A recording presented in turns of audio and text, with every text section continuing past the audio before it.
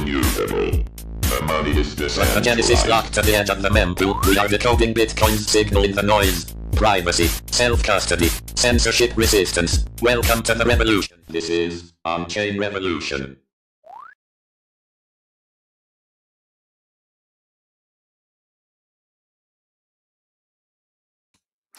Welcome back to OnChain Revolution. My name is Yagobi, and I am the host for this channel and this show.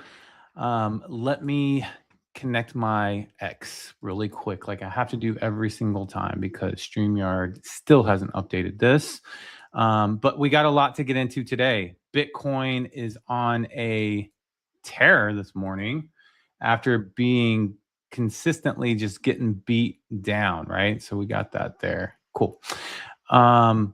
Yeah, so we're going to talk about what's happening with Bitcoin today. And I do want to welcome back my TikTok audience and the abstract audience as well as Zora and Rumble and all the platforms I'm on. Really appreciate you guys supporting the show. And I appreciate you guys being flexible with me yesterday, having to be out and putting a recording out with work and stuff like that. But today's going to be a fun one, because today is AI Day as well. We're going to have Big Noodle on in about 30 minutes, and that segment's going to be really, really fun. We're going to go over AI marketplaces. I believe that's what's on the docket. They're going to dive into that, as well as virtuals. The protocol is started an Accelerator program, right? So if you're interested in AI, you can learn a lot about that if you're building there. And then we're going to get into some fun stuff with Big Noodle's TGE and kind of how they do their community building, right? So that's going to be really, really fun as well. And then we're going to obviously hit on news like we always do, right? So the big topic is the State of the Union speech by Trump. We're going to dive deep into that because are you guys tired of winning? I don't know if you guys are winning, but I feel like 2025 was not a winning year for crypto. That is for sure. But in starting off 2026 doesn't really necessarily feel that way either, right? So what winning is he talking about, right? You do have like the stock market and some of these other financial sectors or industries like precious metals that are thriving, but that happens with global events as well. We're going to dive into that. Tether doing big things like they always do as well. And then we'll wrap up the show at the end, maybe hitting on some markets, some tokens and stuff that look pretty good. But before we get into the market pulse like we do every morning, I'm going to ask you guys to help me out on the YouTube side. Smash that like and subscribe to the channel if you like my style and content. On X, let's share the space. Let's get as many people in here as possible so that we can learn together about AI and all this stuff, where Bitcoin might be going, all that stuff. It's fun to learn together, right? And then put your questions and questions and comments in the chat, and I'll get to those on all platforms, by the way, because I am monitoring them like I'm some sort of, I don't know, command center here. But yeah, so let's go ahead and dive into it. I see Glasshopper says, smash that like, peeps. Yes, smash the like. It definitely helps the algorithm out. But let's get into the market pulse like we do every single morning here, right? So, some things that are affecting the market, obviously the State of the Union speech yesterday, it affected the markets. People seem like they like it. He didn't mention crypto once, but Bitcoin did decide to kind of run up with everything else. But let's check the market watch calendar for today, tomorrow, and Friday.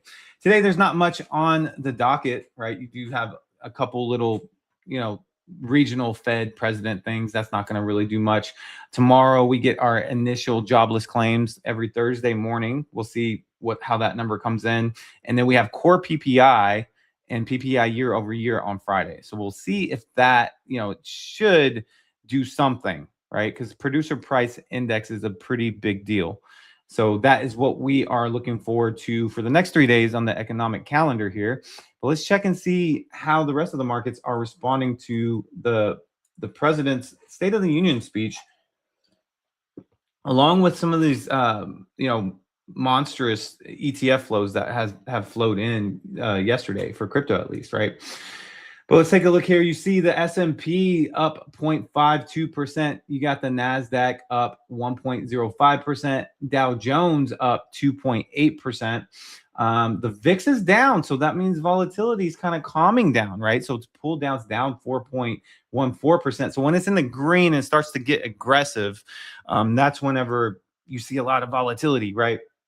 The DXY is pulled back 0.15%. The Russell pulled back 0.18%. You got the Magnificent Seven doing pretty decent, up 1.1%. And that is the giants, actually. All right, so you got giants like NVIDIA, which is up 1.54%. Google up 0.21%. Apple up 0.7%. Tesla up 1.48%. You got Netflix up 5.22%.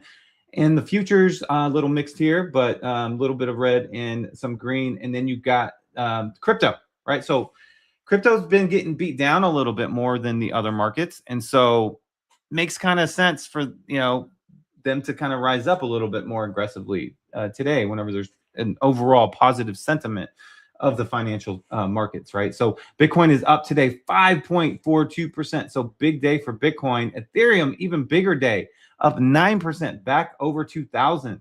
And then you got the precious metals coming in here. Gold is up 1%. And then you have silver up 3.8%. So gold steadily staying above $5,000, right? Sitting right under 5,200. And then silver is back to $90, right? So we're going to see if silver continually trades kind of like a meme coin, right? That is one thing that we've all observed, is whenever precious metals get a lot of energy, silver seems to kind of run up aggressively, got to 122, and then it pulled back to $70, pulled back to 100, pulled back to 70. Now we're back to 90. So I think a lot of people probably like trading silver, honestly, because just of kind of the volatility, but also knowing that gold is so strong. If gold kind of continues to show strength, silver is eventually going to bounce back. So something there that I've noticed, at least with silver. But overall, the markets seem to like what was said yesterday, which is weird because I felt like it's kind of his status quo of what Trump typically says in these type of speeches and stuff like that. So let's get into that, actually, and kind of see what he got into. Before I do, I'm going to jump into the comments here. Almond Joy says, GM, Almond Joy, and Superfan says, GM. I will see you in a bit, sir. Excited for that segment today. All right. So let's get into the main topic, which is Bitcoin, 66,000. It's actually, 67.6 now. It got to 68,000 earlier, but the bounce off of 66,000, Trump's speech, and then ETF flows. So yesterday, the ETF flows for about, I think, 5 different crypto ETFs were net positive and pretty strong, right? So was this something that maybe they anticipated from the State of the Union speech, that things would start to get bullish again? I don't know. But we'll kick it off with that Trump State of the Union speech. And as you can see, my screen here, Cointelegraph put out this post that says, President Trump, this is his quote, and it's so Trump, by the way. People are asking me, people, Mr. President, we are winning too much. We can't take it anymore. And I say, no. You're going to win again. You're going to win bigger than ever. Bigly. Now, the big Lee wasn't in there, but he says bigly all the time. I'm surprised he didn't say that. But so it was kind of the energy that like Trump brings every time he speaks, right? Like, we're doing this right. The economy is all-time highs and looking strong and all that stuff, but not one single word with crypto, right? He didn't mention crypto not one time. But again, like I mentioned, Bitcoin definitely responded with the rest of the group. But he did mention a lot of stuff about kind of, how the economy was going, right? So I took a couple notes here of some of the things he talked about. He talked about tariff trade policy, still kind of like this overhanging situation. He really dove into how he needs to be able to have freedom with that and be able to continue that because it's helped the economy so much and all these things. He went into why tariffs matter, inflation risk, growth, uncertainty. So The problem right now is obviously uncertainty, right? When you're talking about the markets before yesterday's speech, right? But it even with yesterday's speech, it's still showing volatility, right? Right before that, a week, 2 weeks, 3 weeks, Bitcoin, the rest of the markets have been kind of not so great, right? Yesterday, he brings the energy up, talks about tariffs and all these things, how he needs more control and he can do more and all these things, and how the economy is doing so good, everything bounces up. He also put out a retirement proposal, which floated up to $1,000 retirement savings match, right? And this is kind of another status quo of Trump kind of in this administration putting out statements that seem to promise things, right? But we'll see. And then he also what else did he hit on that was big? Really, it was just really those two things, right? It was him saying that, or three things, I should say: the tariff, which affects the economy, but the economy's been strong because of his tariff strategy. He's definitely double, tripled down on that. And then the what is it? The retirement fund as well. And then I think the last thing he hit on was kind of like the escalation in Iran briefly. So that's kind of where we are with the situation. Hey, look, it looks like the markets overall liked it, but will it be sustained? And I am skeptical that we're going to have sustained just, bullish markets off of this speech, right? It's almost kind of like we need to get out of sustained volatility and uncertainty. And I don't think that's going to happen. That's just my opinion. That's my stance on it. And hopefully I'm wrong, right? Hopefully I am wrong about that. All right, let's see what else kind of came in and affected the markets here a bit. So ETF flows, US ETF flows. Okay, they were big yesterday. All right, we saw Bitcoin had 257. Well, big for recent, right? Not huge from before, but it's definitely we haven't seen all of them simultaneously have these positive inflows, and that's what we saw yesterday. So ETF flows, Bitcoin, Ethereum, Solana, and XRP all saw net inflows, right? Yesterday, you had Bitcoin at 257 million, ETH at 9.23 million, Solana at 3.78 million, and XRP at 3 million. So, I mean, those are pretty modest numbers. They're pretty, small numbers, right? And so, but again, they've always been like either Solana and XRP's net positive inflow, or Bitcoin and ETH are, but they all were together. And it's weird because 257 for Bitcoin, it's almost kind of like this was anticipated, right? That the prices would jump back up. That's a good thing though, because like I said, we haven't seen that consecutively in a row. But let's see how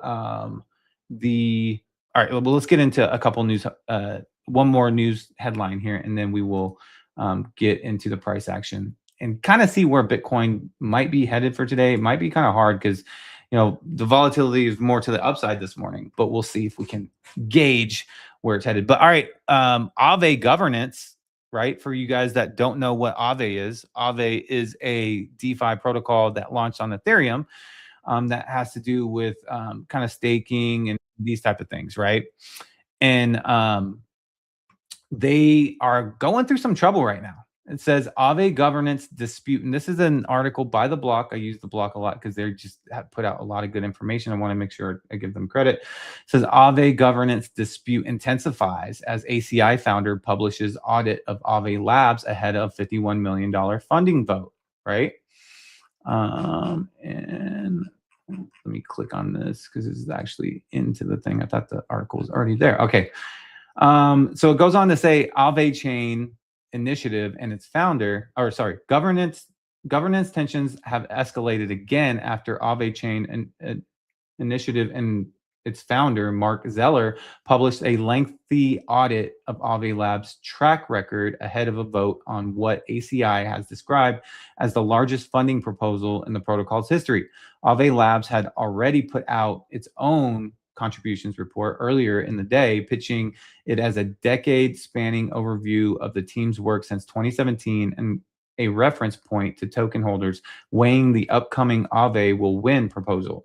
The post walks through Aave's evolution from the ETHLend ICO to the current multi-chain protocol and argues that key building blocks, including the pooled liquidity model, flashed loans, and safety module, and V3's efficiency module were conceived and shipped by Aave Labs before the DAO's modern service provider stack existed. Zeller, however, took issue with the framing in the comments, arguing the report reads like a marketing document and sidesteps the accountability questions he said token holders should be asking ahead of a record funding request, namely what Aave Labs delivered and what it cost, and what the DAO received in return.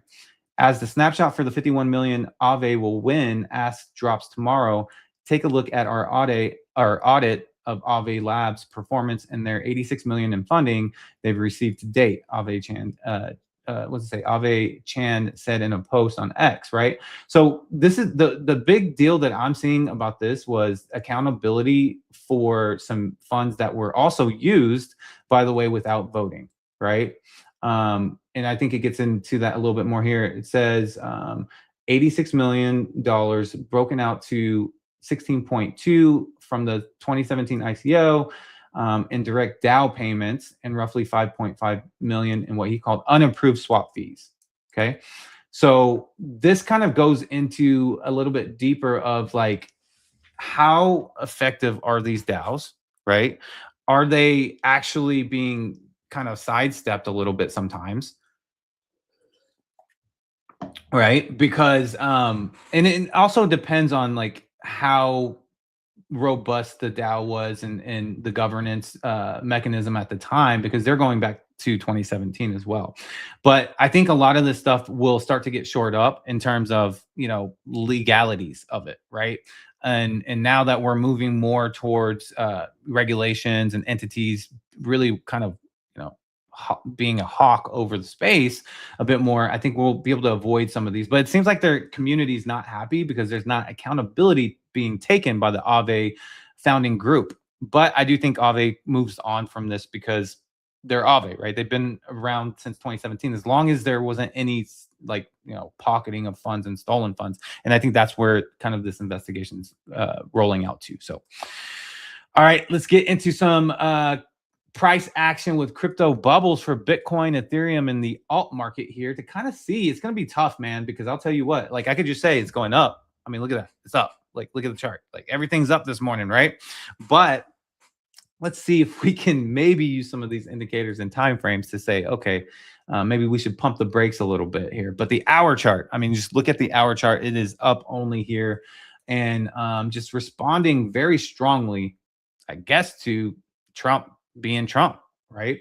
ETF inflows definitely helps as well. But let's take a look here. The MACD on the hour chart for Bitcoin looking extremely strong. I mean, it looked like it was going to close out about 5 a.m. this morning, and it just busted back open. You see that fast line still kind of pointing more towards the upside, right? And then these MACD candles are getting bigger by the hour, right? So, you know, I do feel like we're probably overbought though. As you can see, it's like gone up every single hour for the past 3 hours pretty aggressively. There's going to be a point where we start to probably go sideways a bit, right? This is not like a position I would get into any type of short-term long or anything like that. That would be a horrible, in my personal opinion, a horrible entry, as everybody already kind of got aggressive to the upside and you're FOMOing at this point, right? But what I can say is this stochastic RSI has only been in overbought since about 3 hours ago, right? So it hasn't been hanging out here too long. That doesn't mean it's going to hang out here for a long time as well, right? So as you guys all know, what goes up must come down, right? And we have pretty much seen the morning aggressive push up for Bitcoin. So probably expecting a little bit of tapering off here, some sideways before another leg if it decides to continue to the upside.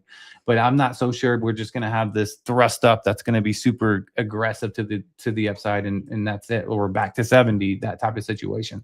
So I need some more evidence and conviction, and I get the conviction from data, right? So let's go to, so you know, for the next 2-4 hours, I would say, for me, be careful, right? Just because we've already seen these aggressive push ups candles for the last 3-4 hours here. All right, let's take a quick look at the 4-hour chart here. 4-hour chart's giving some backup here to what the thesis is, at least for the strength on the hour chart. You know, the fourth candle on the 4-hour chart looking strong as well, right? But again, it's kind of like, have we seen that burst today already? I think so, but you know, maybe I'm wrong. Maybe we do have an aggressive push up to that $70,000 mark. What I am seeing though is almost kind of a similar situation to the hour chart, just, you know, less candles because it's the 4-hour time frame, right?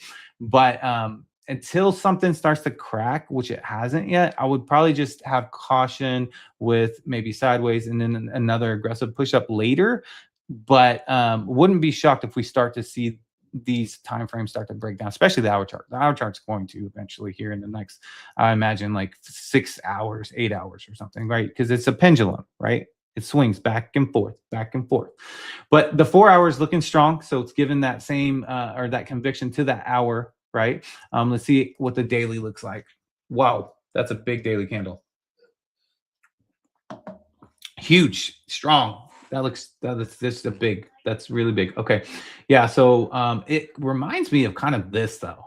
If you go back to when we actually hit back down to almost 60,000, right? For that first big red candle, we had an immediate green candle to follow up with that, right? On the daily. And so does that happen here, right? Because there's a lot of trickery that can be happening in bear markets, you know, that is for sure. But anyways, as for today, we can celebrate this is a strong green candle is what I'm seeing right now. And also be careful here though. Look at the stochastics, right? We were in overbought territory since Thursday, right? So last 2 Thursdays ago. So about 13 days ago, right? Almost 2 weeks. So we were kind of going back and forth. Now, it wasn't super aggressive constantly to the upside, but, you know, we were here in this overbought territory hanging around 82 to probably 96 is what I'm seeing points on the stochastic RSI, right? Now, we were heading back down as everything was bearish before yesterday for the last 2 weeks, right? Almost, or a week, I should say. And we got stopped in our tracks right now in the stochastic RSI, right? So do we kind of hang out here in the middle? I think so, a little bit, to kind of see where it wants to go next. But I mean, look, if you look at every March, there is kind of this energy that comes into Bitcoin and crypto. It might be March, it might be, you know, the beginning of April or late February where it gets started and ends type of situation. But there's usually an injection of energy in the spring at some point, right? So maybe this is kind of a start to that. We'll see. All right, really quick overview of Ethereum, because Ethereum is definitely looking strong today. Up, I think I said 9% on the day, right? So the hour chart looks great, very similar to Bitcoin, probably a little bit more aggressive. Looking at the 4-hour chart, same thing, very aggressive, same setup here, more aggressive than Bitcoin to the upside. And then the daily, very similar, right? It's popping. It's actually hitting a little bit higher levels than Bitcoin's candle, right? In terms correlate, comparative to the previous candles in areas here, right? So ETH looks good. Let's check out the crypto bubbles. All right, top 100. Top 100 is green, green, green. And look what is flipped red. This guy named Pippin. You know, I actually, and if you guys want me to check out any of the tokens that you guys are into on the crypto, when I do crypto bubbles, just drop them into the chat and I will type them in here. But Pippin is this AI meme coin that I've been talking about, and I said be very, very careful. I saw a news story that the cartel was funneling money through Pippin. I ain't shocked. I ain't surprised. I mean, if that's true, because of the volatility of it, right? It rises up to crazy market cap numbers, right? I mean, it's pulled back 12.4%. It's sitting at 689 million. So, I mean, still pretty strong, but it's just one of those scary ones. It can be 600 million and it can be 400 million tomorrow. So, but it is pulled back 12.5% here. You got another token, JST, pulled back 5% in the top 100. Meme Core pulling back 2.6%. And then everything else is green.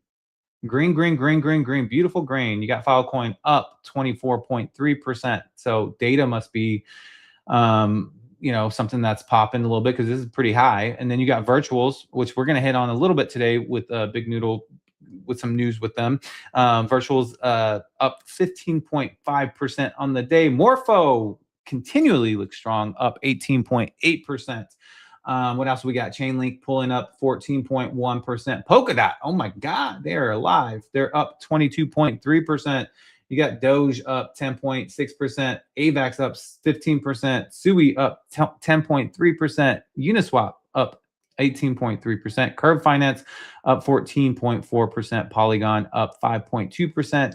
Caspa up 7.5%. So pretty much everything is aggressively pushing up today because, you know, typically whenever there's a green day in the top 100 as of late, it's 3 to 5% on average. We're looking at about 5 to, I would say 6 to maybe like 10% on average in the top 100 here. Tau up 7.4%. They have been looked at a lot lately just because of the AI energy that's happening. Ondo up 9.3%. Hyperliquid up 4.5%. The RWA assets are an area I would for sure do more research on. There's multiple, and if you're a part of the channel's membership group, which is $10 a month on YouTube, appreciate all your support that are in that. Every week I drop a members only video, and I'm going to continually do this, but doing a kind of like these institutional focused tokens on RWA and stuff like that. Last week I went pretty completely heavy into OpenClaw. Hopefully that helped you guys. But I've found a lot, like at least 4 to 6 tokens that are focused on RWAs and like in headlines with big names that are related to RWAs sitting at like $30 to $50 million market cap, right? So I'm just saying, I think it is a niche in just part of our industry that it's not really niche actually. It's growing more and more, but the regular crypto native is overlooking it a lot because AI, I get it. AI is everywhere, right? AI is hot. AI, you know, happening. But I'm just saying, RWA tokenized, like these tokenized assets, it's going to be huge. The TVL is going to be crazy. Anyways, all right. So this is the top 100 here. Let's take a look at the top 200. We got Power up 138%. Got a lot of power with that. You got Maple up 13.3% with Syrup. TIA up 21%. Oh my God, Fartcoin, I smelt something. It's up 14.8%. It's up about 15%. That means that probably we're going to see a little degeneracy if this continuation of, you know, the crypto markets can continue this push up, right? We'll probably see some meme degeneracy eventually if that happens, right? All right, you got CBCN up 6% here, SPX up 10.6%, Lido up 9.7%, and then Gala BSV. Oh my gosh, people are trying to bring back BSV and Bitcoin Cash, Mattyverse, people like that. I'm not trying to call them out. I'm just joking, but like it's interesting. They're having a little bit of a resurgence right now. VVV up 20% there, and then Starknet up 9.3%. So everything's up, everything's green, everything's great. Stan says, has the channel tried Liquidium's BTC borrowing and lending? Hands down the best UX for BTC without bridges. Yeah, I have. I did it. I was earning points back in the day. Yeah, I mean, look, I got to hand it to Robin and James, right? They're the founders of Liquidium. They are really great at what they do. Networking, constantly going to conferences. I had the, you know, joy of meeting them in New York at NFT NYC. I think it was 2024. But they're locked in, they're focused, and they're also open-minded. They're not super tribalistic, which I think is a huge thing in the Bitcoin ecosystem. It, you know, because it opens you up to, first of all, meeting new people and working with other people, right? You need that if you want your business to grow. And so they've leveraged ICP's tech stack to be able to scale. They've leveraged EVM tech stack, I think, and all these things. But they believe me, they are very Bitcoin rooted in terms of their beliefs and stuff, but they're just smart business people, right? And good people in general. I've met them, like I mentioned. But that's going to wrap up the crypto bubbles here. Keep dropping your questions and comments in the chat, and get your questions ready for the experts that I'm pulling up right now, actually, which is going to, let me make sure I get my thing here. All right, we're going to cover AI agent marketplaces, a virtuals accelerator program, and Big Noodle has some big news with their TGE and some cool stuff with their super community building, I believe it is. But let me welcome up Superfan and Dr. Min to the show. What is up, team? How y'all doing? Hey, how are you doing? Good to see you again. Yeah, great to see you too. I'm first of all, I'm sure that you guys' time and bandwidth is just getting less and less. Oh, hello, hello.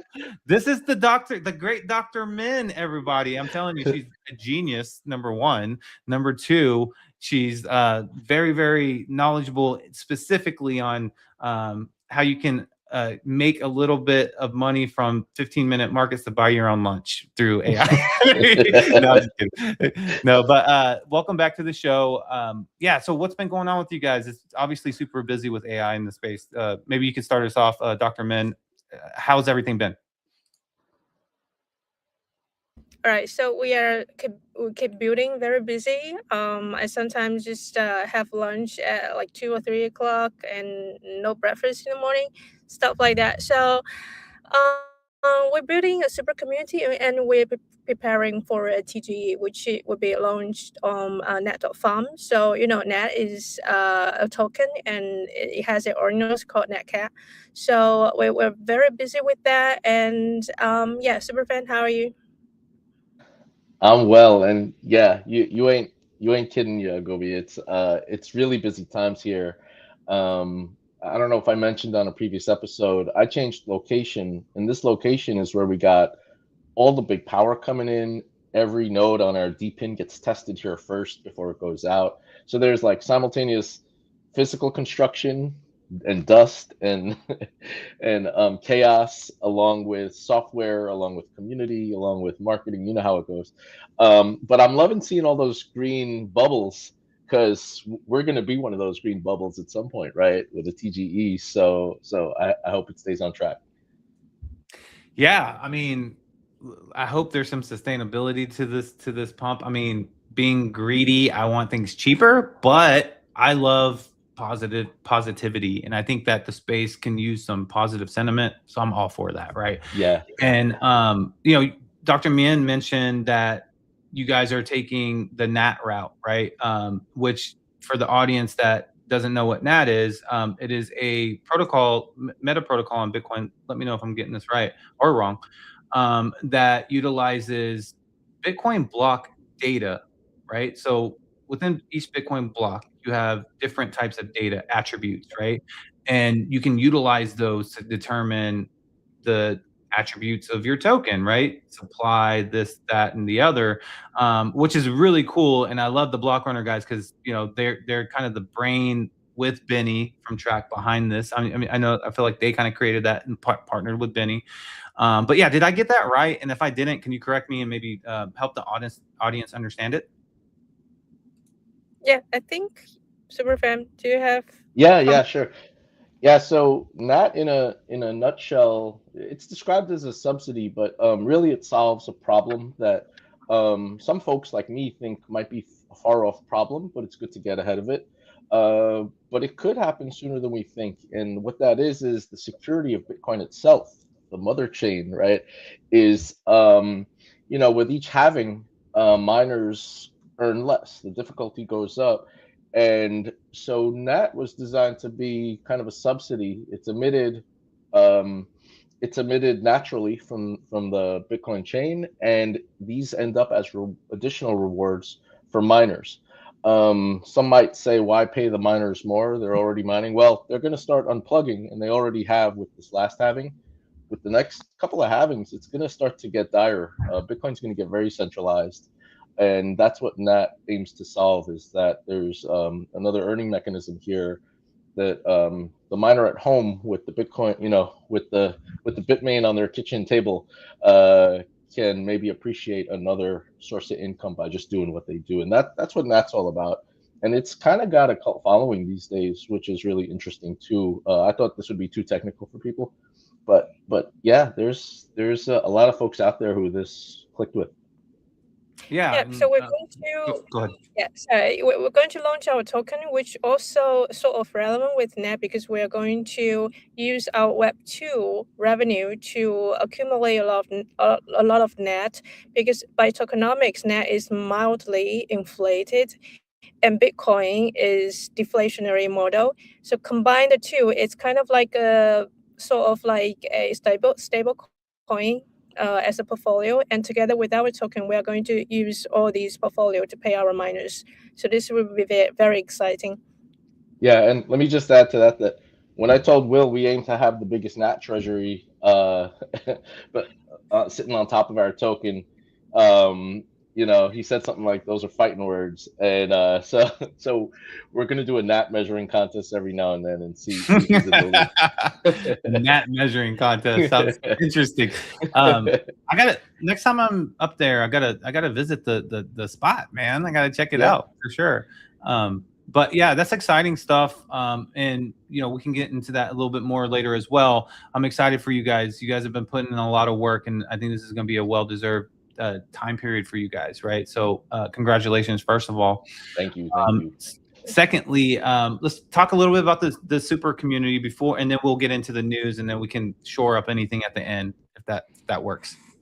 Yeah, sure. Maybe I jump in with the first answer here. So, we touched on the super community in a prior episode, Aave, and really it started out as like, what can we do to add a little spice to the life of an ordinals holder out here in this bear market? Like, what can we do to make things fun?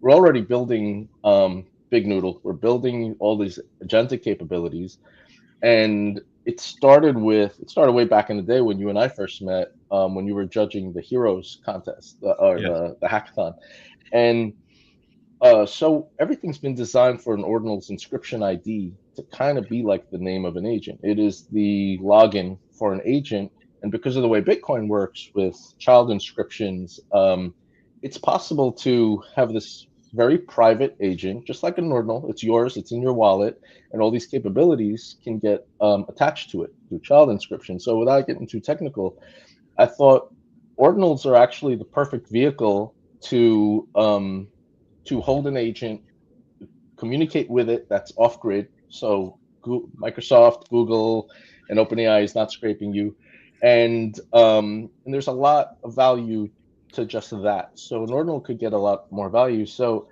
the next idea was, well, why not open this up to all ordinal inscription IDs? That means all collections. Anybody who's an ordinal can now have their artwork that's sitting in their wallet gathering dust, and we're giving it new artwork, alternative artwork, right? If you're into the art side of it. But if you want to have some fun with agents and upload PDFs and be able to use this as your like actual personal and private agent, it's doing that too. So we're turning the on switch on, which started off as just being about fun and bringing new life into the ecosystem, to being actually the best tool for our long-term business model, which is Bitcoin being a really good way to build personal private agents. Yeah, I mean, I love it, and I gotta say, like, kind of seeing you from that hackathon process, and this was 2024, I want to say, right? Yeah, it's more than a year old, but not quite two, I think. Okay. It was either end of 2024, beginning of 2025. But anyway, like the hackathon itself, I just seeing where you've come from, as Big Noodle now together and all this stuff, and you have an amazing, partner here in Dr. Min as well, a location now and all that stuff. It's amazing how you guys have grown like that. So that's awesome. I'm excited for it. And if you guys haven't checked out the Heroes collection, you got to check it out, because it's really sick in a good way. In terms of the graphics and all these things, I mean, they look like the generated graphics there looks like a regular human person, right? So it's all, they're like cyborgs and stuff. So check it out. You can definitely check that out. So excited for you guys and this next wave and all that stuff. So Yeah. all right. Go ahead. And Yago, can I just add to that? Because Yeah. I kind of left out, I think, what's going to be fun for the super community to take part in. And that is that, you know, they take part in this heroes universe. And this is a sci-fi story that unfolds from DMT. So there's no author here. I'm not writing it. I'm not a writer. DMT is making reference to things like macro and chain to decide how the story should progress. And it uses actual NFTs, you know, actual ordinals to be in these situations. So I think that's going to be a ton for any sci-fi nerds. It's going to be great. And if you're not a sci-fi nerd, maybe there's just some speculation that can happen here too, because we're kind of growing all parts of the project together and bringing in all our friendly projects. So should be fun. And that was one of the parts that I think made me vote for you to win, because that was an idea that you had back then. So that's awesome. Like I said, check out the project there. And so at the end of the segment, I want to bring it back to kind of how people can, what steps they would need to take to get connected with all this stuff. Okay. So today's other topics are agentic marketplaces, right? We got people in the chat like Stan that are nerds. I mean, I'm not calling you a nerd. I'm a nerd. Yeah, nerding out about AI, right? And so they're asking about agentic marketplaces. And then I believe you guys have some information on something maybe from virtuals as well. So if one of you guys want to kind of kick that off, and we can start with the marketplaplaces maybe. Yeah, sure. So last week we tried something new, which was, I think you used the word lecture, Yagoview is. I liked it. Yeah, it's fitting. And we asked people in the chat to kind of voice in with whether they like the format or not, and it seemed to be positive. So I basically, with Dr. Mien, we wrote basically an article that lasts a few minutes. I'll read it, and then you can jump in with questions, and folks in the chat can jump in with questions. And you know, I'm trying not to take too much of a futurist view of things and be practical, so people have a place to go to and look it up. And I was surprised to find that on this topic, there's not a ton of competition at the cutting edge, and that was a bit of a surprise to me. So I like this topic. I learned a lot by diving into it. So yeah, jumping into Professor Superfan mode, lecture time. Yeah, so today's topic is about agentic marketplaces, and I'm just going to give a bit of background first. So whether talking about trad AI or crypto AI, there's a big gap in expectations and any kind of off-the-shelf agent one can buy and use. What we think should be out there isn't maybe quite out there yet. It's probably worth mentioning the term Web 4. It's maybe cheesy, maybe not, but it's something I've been hearing more and more lately. And let's break it down. We know Web 1 as the static internet. That's a one-way monologue. It's like reading a newspaper. We know Web 2, which was a web you could respond to and have info curated to your interests. It's basically a dialogue with servers. Web 3 added an economic layer, and perhaps by accident, by tokenizing everything, it helped create passionate communities. And Web 4 is the autonomous agentic web. What does this mean? It means that the work you do and the journey on the internet, everything you do becomes one of proxies. So where agents do most of the heavy lifting for us behind the scenes. Take search, for example. Web 1's idea was Control F on a single page. Web 2 introduced search algos of the web's info, a la Google, while Web 4's swarms can do deep research on the entirety of human knowledge. Like these were each huge steps, actually, if you look back. Each web classification represented a jump, but none were overnight changes. Each of these transitions required about 20 years of development from the fringes to become new core consumer behaviors. And we're all happy to take these extraordinary feats for granted when the progress of the business model is so slow. I love that the Turing test was so highly regarded as the holy grail of all AI tests, like forever. and we quietly blew past it like it was nothing. We totally took it for granted, and we'll keep taking things for granted in this way. Um, it'll probably play out similarly for Web 4. This explains why AI agents, arguably just a couple of years old, aren't winning at trading every day and solving all of math and science at maximum speed. It's why we don't have an instant cure for cancer and aging, and why we don't all have multiple Lambos in the garage, right? So um, it's because the most interesting progress exists at the fringes for a while yet. So this brings us to agentic marketplaces. Uh, as I mentioned before I started doing this research, I thought I'd probably find a handful of competitors at the cutting edge of selling out of the box experiences with agents. Um, it's so easy to imagine. So why does this big gap exist? Well, it kind of does, and it kind of doesn't. None of this is at consumer scale yet because of inference costs primarily, and so new consumer behaviors have not had a chance to mold this new industry. On the way to our brave new robotic world, we'll experiment also, and this is the state of things today. If I want a private agent with built-in capabilities and an ability to teach my own agent from my library of survivalist PDFs, um, like how can I make that happen? So this is the landscape today. So now we've fast forwarded to now. OpenAI does actually have a marketplace of skills. The problem is you're the product, probably. Everything you do is likely scraped. And so I won't deep dive on how that works because I don't think their data mining meets the ethos of everyone tuned in here, right? Okay. On to BitTensor.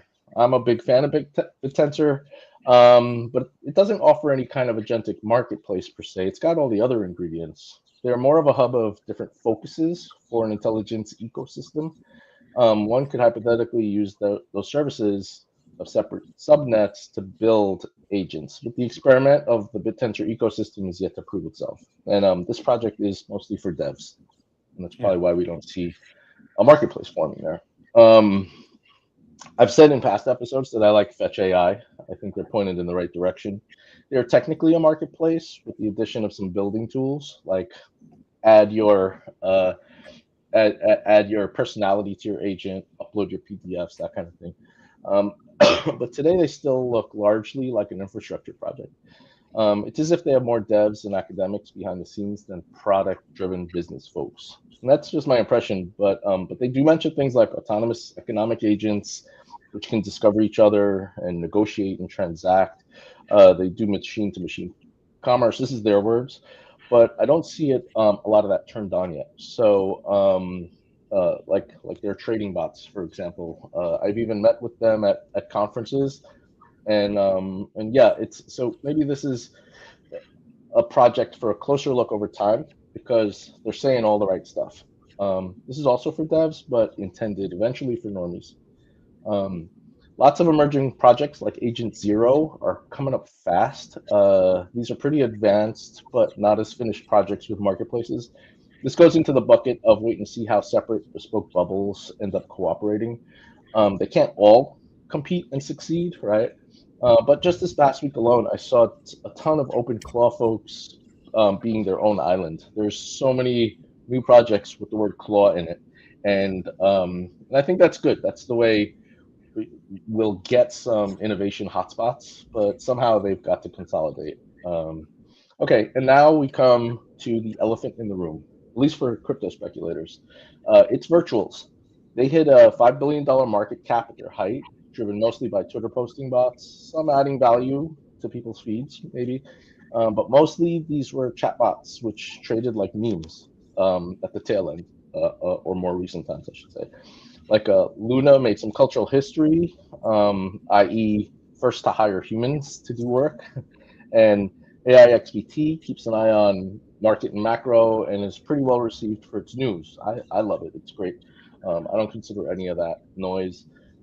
And virtual agents largely live on Twitter. Many copies exist and they fill our feeds, and that part feels like noise. But you can go deeper on the virtuals platform and building an agent. But I find most people don't do that. And so their marketplace, and I'm using air quotes, for skills and building doesn't feel like the marketplace I want to see in the future. right? So closing up here shortly, back to what I mentioned at the head, there's a big product gap today. Even virtuals looks more like a step towards the future rather than the future we want now in a marketplace and in agents. It isn't fully formed. The products aren't fully formed yet. So we, meaning consumers of all technical levels, would gain from a finished product. And Claudebot, I think, went viral because it finally looked like a finished agentic product. It did a lot, and the news was great, but it isn't a finished product yet. This also needs to grow. It went viral very early, and now people are building up the security and the features around it. We, Big Noodle, and this is not a part, a shill in this area, but it should be included that we're trying to solve this product gap with a different approach, and we'll find out if it works. I mentioned that every ordinal inscription ID is a personal, private, and self-learning agent. I don't know if I said self-learning earlier, but we're trying to fill the product gap this way by making a very easy to use agent where you can buy trade skills and that sort of thing and bolt them on.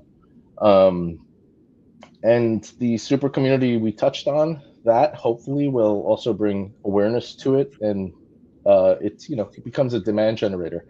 The more people who like your product and talking about it, and that's where we hope to be. And we're solving inference costs by having our own DeepIn, by sitting on the compute. A lot of other projects, like the Claude-based ones, are sitting on OpenAI or Anthropic until last week. And, there's no way around the costs. If the costs go up, the cost to run your agent goes up. So these are some problems we'll see at the consumer level with a busy marketplace that's successful. But virtuals, I don't want to sound like I'm negative on them at all, because they're not sitting still. They announced an accelerator program for robotics called Aave Labs. I mentioned in a prior episode how we're using AI glasses. They're basically forging ahead to help others build spatial models for robots. So they're using the momentum they had with their essentially Twitter chatbots to now create a capital pool for helping build the next wave of AI, which is embodied AI or robots. And that's a case. Here, I'll put on my glasses while I'm talking about this. And so are you recording me? Are you recording me with your Give me your best side. And so it's going to be really interesting to see virtuals take what arguably has been kind of quiet and maybe kind of even for a while, and do something else with the momentum they've created for themselves. And that's going to trickle out to their marketplace as well. They're giving out actually like truckloads of robots to some of these projects. These are humanoid robots. And so that the folks doing software have something to test on. And then these skills will also be in their marketplace. So you get to buy, sell, and trade what the robots can do. And that's really important because, when one robot learns to do something well, the whole fleet can automatically have that knowledge. Today, that's true of agents as well. And we see that with OpenClaw, having skills you could choose from. So that's going to be probably an explosion. And just in closing now, and I kind of interjected and added along the way, so this went long, sorry about that. But, the agentic rails for stables, such as X402, the agentic use of new banks, aka fintechs, that's going to be huge for an agent-based and robotic-based economic ecosystem. And the builders at the fringes, i.e. OpenClaw, it's bearing fruit now and will continue to, and they will start to consolidate concepts at the center. These will add up to a more cohesive Web 4 definition. And it's at this time, I think, a solid agentic marketplace is just simply table stakes. But today, I would say where you should be looking is at virtuals and what they're doing. Should be us with what Big Noodle is launching. And if you're looking at a more Web 2 side of things, I actually don't see any company, because everybody's building in their bubble, working together to create some standard where there's overlap. And so that's probably going to be the big strength of the crypto work and the crypto marketplaces. Yeah. And that's it. That's first of all, I think that was really good breakdown there. Sorry, let me get this thing with my TikTok. Okay, sorry, I might have to lose you guys here. I have to put a puzzle in a little piece to make sure I'm not an AI. Not an AI. Right? So, you know what's funny is I recently saw a video of a robot having to prove that it's an AI to get into a website. Oh, that's going backwards, Yeah, right? exactly. But you had a lot there to unpack, and I think it was a really good breakdown of kind of where the space is.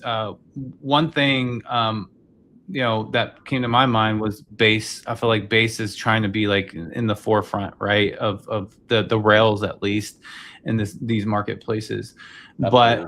But you are right in the sense of these AIs are really intelligent, but they might not be where we think they are in the state that you receive them. Now, people that have some knowledge and you put time into customizing your agent and learning through trial and error, you can probably get someplace pretty crazy. But I do agree. I like thinking about society right now, and they don't know anything about OpenClaw. Like smart people, like business owners, doctors, even, and all these things. One of my close buddies is a brain surgeon, right? And he uses Gemini for his group's website, but he had no idea what OpenClaw was, right? And that's kind of where society is. And if you think that, society can just go into OpenClaw and start, that's not going to happen. So I think your point there is, there needs to be an easy onboarding process for the everyday person to make their lives easier as well. And you guys are building part of that, right? All right, we do have a couple questions in the chat. I want to go through them really quick. Arita TV says, has Superfan looked into Morpheus AI for decentralized inference? I'm not familiar with Morpheus directly. I'll look into it right after this. There are a few projects that I looked into in the past, though, and so I'll just mention that what I found was there are some projects that come from mining, maybe, and so they have GPUs online that are maybe a couple of years old, maybe at worst a few years old, and so mining never required a ton of VRAM on board. And so what I find is some decentralized networks are posing as AI decentralized networks, but there are thousands of GPUs that they tout aren't actually so relevant. I think the numbers are impressive on the front page. I'm not saying Morpheus falls into this category, and I can't wait to look into it. I'll check it out. And sorry, I don't know about it already, but that's been the common theme of a lot of the AI depends out there. Inference costs definitely can ramp up, right? And if you use the API route, which seemed to be the only route, OpenAI acquired OpenClaw, so they allow the OAuth route. So if you do have the large account, you can use your subscription there. But great points. Before I get to this next question, Dr. Mien, how do you see the marketplace for AI agents? Let's say even in is this a next 3-month thing, or maybe 3 years to where it's going to be normalized? I think I'm kind of like, because I do a lot about trading bots as well. By the way, Virtuous has a very nice term about, it's called AGDP, which is agentic GDP, that measures the economic output of the agents. I think they reached like 400 million also, which is very interesting. So I always like to see the agents, or a bunch of agents, a group of agents, as like another kind of creature. We call it silicon-based creature. So, and we are carbon-based creatures. So in the future, I think that's not really a 3-month thing. I would say like 3 years. Then we would be measuring the silicon carbon ratio in our society in the very near future. So what I can see in the future, because I'm still a little bit pessimistic about the trading box, because just like I said before, like I was in a Chinese trader space before, so we were talking a lot about so there's one case which is there's one OpenAI employee who built his AI trading bot and it accidentally transfer its entire token holding, roughly like 5% of the total supply, to a single user instead of the intended for souls for Solana. So it was big. So I think that was like worth 250K thousand, Oh my God. 250,000 of that kind of error transfer. So this leads to, so this is one of the OpenAI employees. So I believe that he or she might be very good at coding already, and still it caused that kind of error.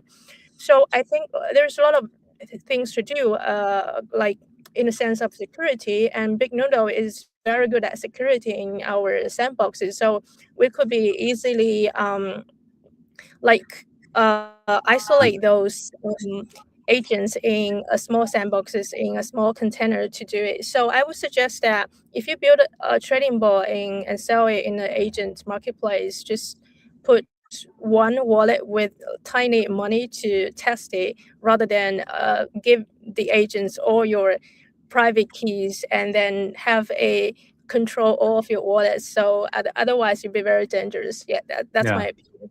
Yeah, and maybe even just kind of have multiple agents, so you're just constantly splitting up to where you don't have all of it in one. You don't make a mistake like that, because the banking system can claw that back, but our system is gone. It is gone. All right, this next question from Stam says, does the panel have any opinion on Anthropic being strong-armed by the U.S. government for their AI tech? The creator wants to fight against the surveillance state. If Anthropic loses, what happens to AI is basically what he's saying, I think. Yeah, I'll jump in real quick there. I think this was inevitable.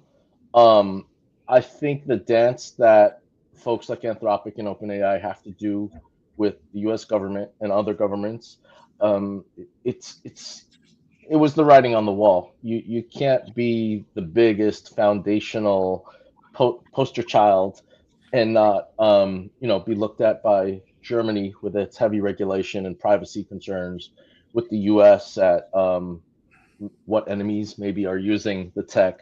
There was no way this wasn't going to happen. And I think Anthropic has positioned themselves in an interesting place where they are for business, B2B, they're for coders, they're not looking at being the consumer app that OpenAI is.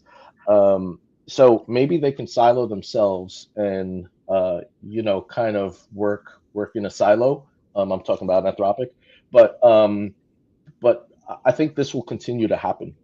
Anybody who flies under the radar is only doing so because they're not as big.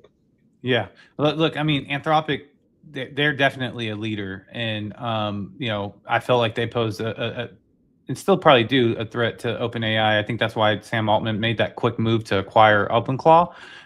That was a power move by him. To say, hey, I'm not gonna fall too much far behind you guys, but Stan follows up with IBM took a dip because of AI stepping. This is Anthropic actually stepping on their skill coding, their program. Will AI kill many tech companies? So it's ironic that like Anthropic's kind of like poor me, but then they go in and they pretty much are starting to try to. I don't know if they're doing it intentionally or their tech is just evolving to do this for users, or they're doing it with it, but IBM took a 13% dip because of the situation that happened.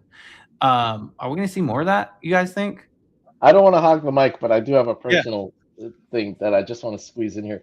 So IBM also took L's in the past when the personal computer market started to happen and they didn't see the writing on the wall. They're a big company, they're a dinosaur, they move slowly as a result. I'm not saying dinosaur because they're old fashioned. I think their business model operates in an old-fashioned way, but they're leading in quantum. They're leading in a lot of fields. But I think it's a case of this is natural. We went from the horse and carriage to the car, and you could find so many metaphors for this. And so if IBM doesn't see the writing on the wall and are able to react to it, that's kind of on them. jobs will be lost, and that's a very real human thing that's sad, especially when you live in a company town like IBM has upstate New York and in other places. But it's I think it's on IBM more than it's on Anthropic.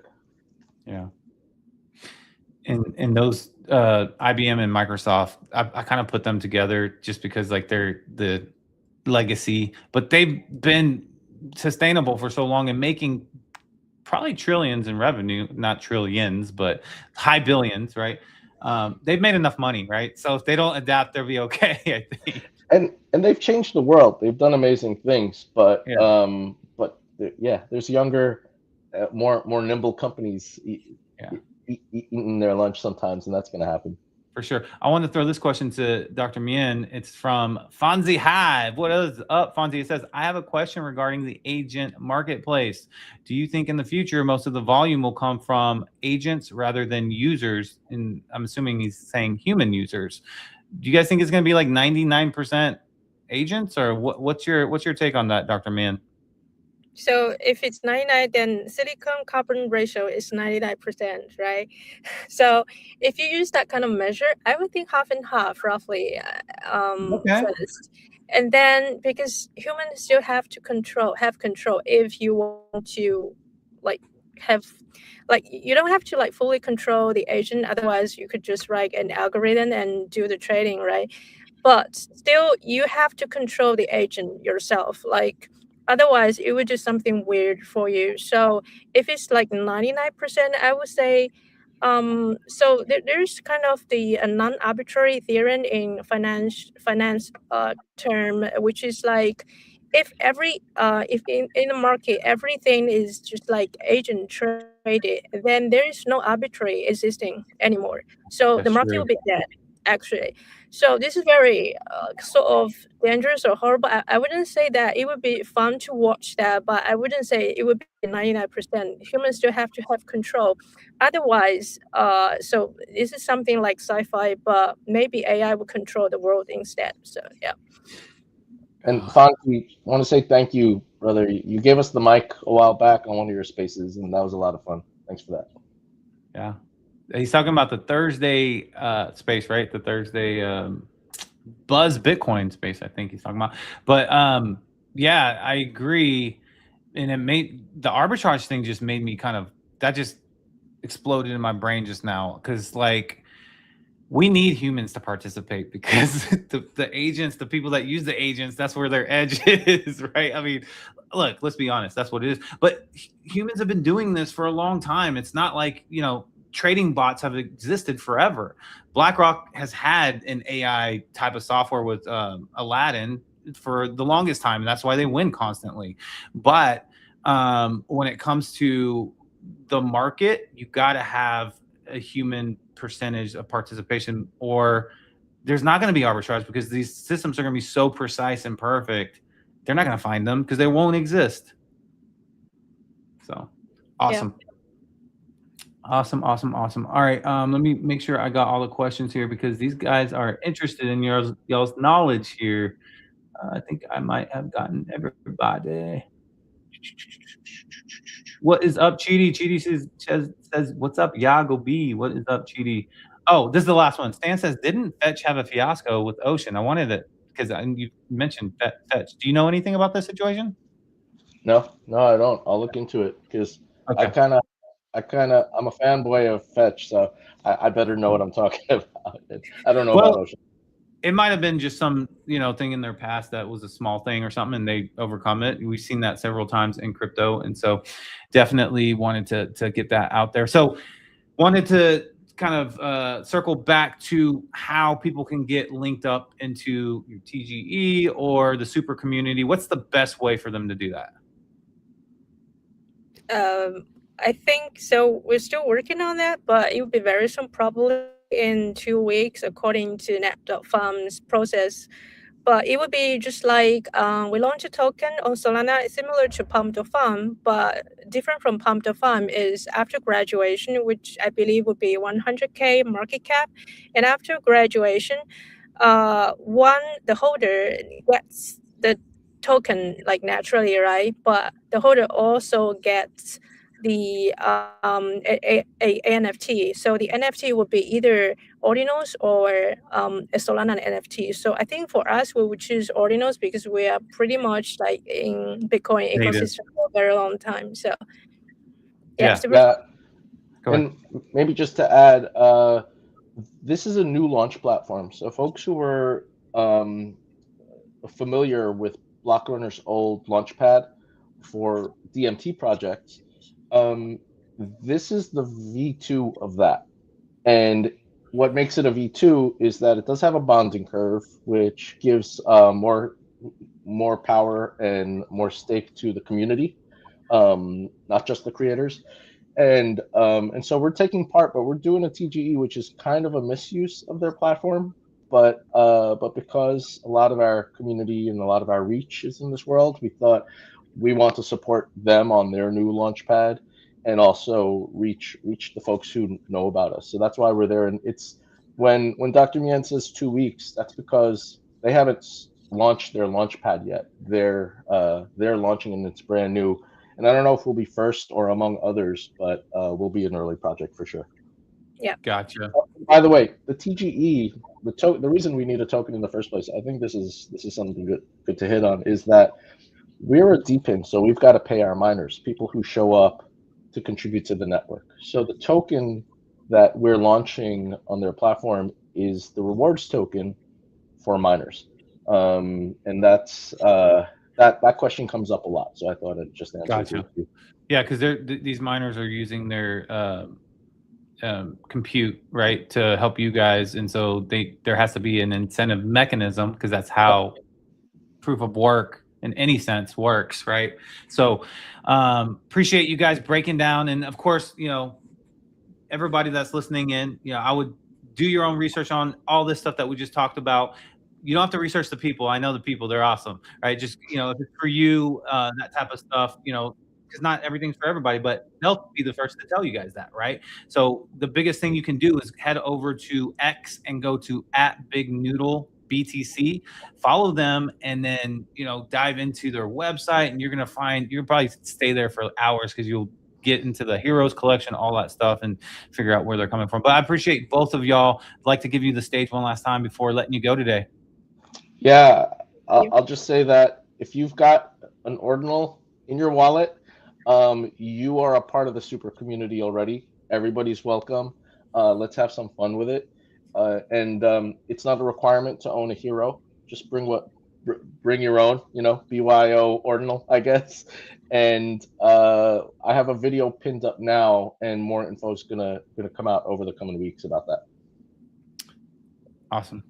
Yeah, just copy and paste your inscription ID, and then you'll get a new artwork. That's all. Very simple. Very simple. One step. Yeah. I like simple, straightforward, and simple. Because I've been messing with OpenClaw, and that is not simple when you're trying to customize your agent and all that stuff. But thank you both for spending time with me and the audience every Wednesday like you do, and I can't wait till next week. Thanks all. Thank you. Bye.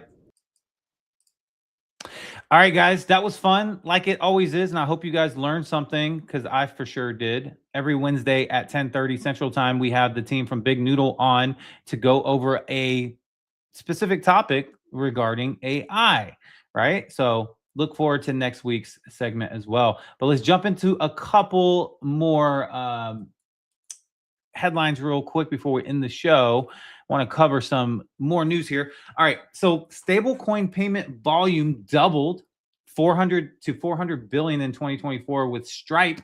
I'm hearing Stripe more and more, right? Stripe payment processor for a bunch of websites on WordPress or the CMS style platforms or just any website. Now they're just very getting involved with crypto because of the stablecoin movement. I feel like that truly. But they're getting excited about it, right? They're saying the volume doubled to 400 billion, which is a lot, calling it stablecoin summer in its annual report. But following up with that, so it's bullish, it's growing. We all know that institutions are getting more and more involved with stablecoins and their RWAs and how they do things, staking and all that good stuff. But then this just shows us how much potential. And you know what? I don't think I was showing you my screen. But here we go. This goes to show you guys how much potential stablecoin still has, right? So it says stablecoins are growing fast, but at 226 billion. So this is a different time period they got that. They're still tiny next to ACH's 93 trillion in card networks. Okay. So the legacy system, financial system, it's not close. We're 226 billion for stablecoins, 93 trillion. But that all is going to come over to the rails is what it looks like, right? So it doesn't really matter that they're doing that much more, because bit by bit more of that liquidity and stuff is coming over to the crypto rails. But it was just kind of interesting, and it shows like how still we are pretty early in this space, right? But yeah. What else did I have here before ending it? Oh, here is another kind of headline that is interesting, because I'm wondering if this is something that's going to transition to the U.S., right? Let